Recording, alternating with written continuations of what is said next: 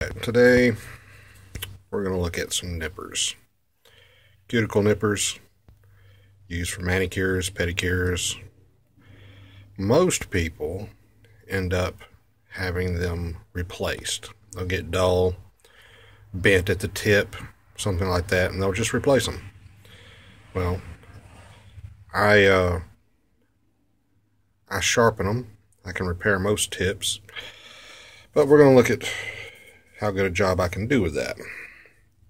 Now forgive me as I'm doing this one-handed, so it's a little difficult.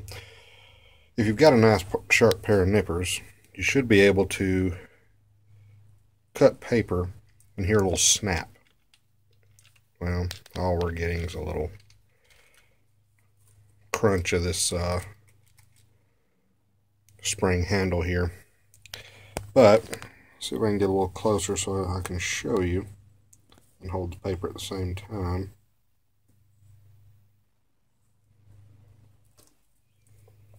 That I am actually cutting the paper.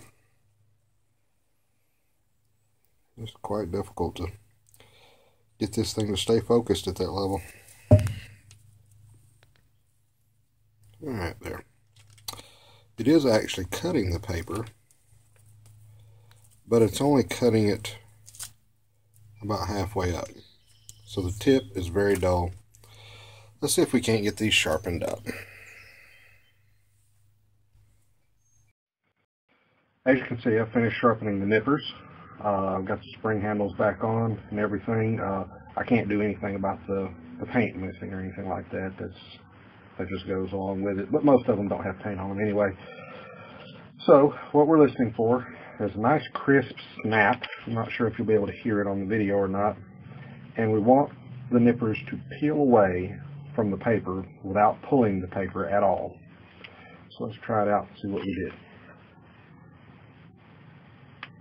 There was the snap,